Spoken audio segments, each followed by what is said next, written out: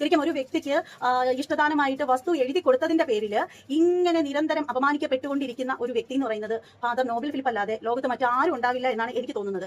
ഇത്തരത്തിലുള്ള ഓരോരോ അനുഭവങ്ങൾ ഉണ്ടാകുമ്പോൾ സാധാരണപ്പെട്ട ഒരു പാവപ്പെട്ടവന് വേണ്ടിയിട്ട് എന്തെങ്കിലും ചെയ്യണമെന്ന് തോന്നിക്കഴിഞ്ഞാലും ഇവർക്ക് ഒന്നുകൂടി ആലോചിക്കണം എന്ന് ചിന്തിച്ചു പോയാൽ അതിൽ തെറ്റ് പറയാൻ പറ്റില്ല. അപ്പോൾ ഇനിയെങ്കിലും ഫാദറിനോട് പറയാനുള്ള ഒരു കാര്യം എന്ന് വെച്ചാൽ പാത്രം അറിഞ്ഞ് മാത്രമേ നമ്മൾ ശിക്ഷ കൊടുക്കാൻ പാടുള്ളൂ.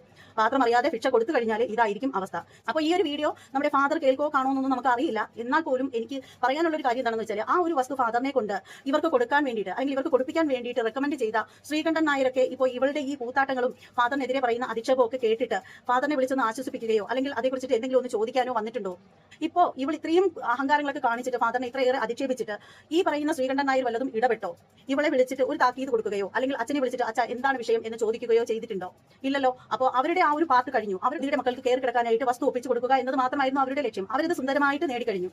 പിന്നീടെന്ന് വെച്ചാൽ ഇതിന്റെ പിന്നിൽ അച്ഛൻ കിടന്ന് ഈ അനുഭവിക്കുന്ന ഈ ഒരു മാനസികമായിട്ടുള്ള വേദനകളുണ്ടല്ലോ, അതൊന്നും കാണാനോ കേൾക്കാനോ ഒന്നും ശ്രീകണ്ഠൻ നായർക്കോ മറ്റുള്ള ആർക്കും തന്നെ നേരമില്ല. കാരണം അവരെപ്പോഴും ബിസി ആയിട്ടുള്ള ആളുകളാണ്. അവരെപ്പോഴും വാർത്തകൾക്ക് വേണ്ടിയിട്ട് ഓടി നടക്കുകയാണ്. കാരണം എന്താണെന്ന് വെച്ചാൽ അവരുടെ ജീവിത ഉപാധി അതാണ് അവരുടെ ബിസിനസ് എന്ന് പറയുന്നത്. അപ്പോൾ ഇതുപോലെ ഈ ഒരു വസ്തുവിന് വേണ്ടിയിട്ട് റെക്കമെൻഡ് ചെയ്യുമ്പോൾ ഹീറോ ആകുന്നത് ഈ പറയുന്ന ശ്രീകണ്ഠൻ നായർ കൂടിയാണ്. അപ്പോൾ അതൊക്കെ തന്നെ ആയിരിക്കാം അവരൊക്കെ ഇതിന് മുൻകൈ എടുത്ത് വന്നതും അച്ഛനോട് അച്ഛ കണ്ണായ സ്ഥലത്ത് ഈ സുധീര മക്കൾക്ക് വീട് വെക്കാനായിട്ട് വസ്തു കൊടുക്കൂ എന്ന് പറഞ്ഞതും. അല്ലെങ്കിൽ പിന്നെ എന്താ? അപ്പോൾ ഓർക്കേണ്ട ഒരു കാര്യം എന്ന് വെച്ചാൽ കൊടുക്കുന്നെങ്കിൽ സാധാരണപ്പെട്ട ആളുകൾക്ക് കൊടുക്കുക, സെലിബ്രിറ്റികൾക്ക് ഇനിയെങ്കിലും കൊടുക്കാതിരിക്കുക ഒരു കാര്യവും. കാരണം സെലിബ്രിറ്റികളുടെ ഫാമിലിയിലുള്ള ആളുകൾക്കാണെങ്കിൽ അവർക്ക് പിന്നീട് ഈ മരണപ്പെട്ടു പോയ ആളിനെ വെച്ചിട്ട് സഹതാപം നേടാനും സമൂഹത്തിൽ ജീവിക്കാനും സാധിക്കും. പക്ഷെ ഇതൊന്നും പറ്റാതെയുള്ള തീണിക്ക് മറുപടി ഇല്ലാത്ത ആളുകളുണ്ട്. അവർക്ക് വേണ്ടിയിട്ട് എന്തെങ്കിലും സഹായം ചെയ്യുകയാണെങ്കിൽ അവർ നന്ദിയോടുകൂടി ഓർക്കും.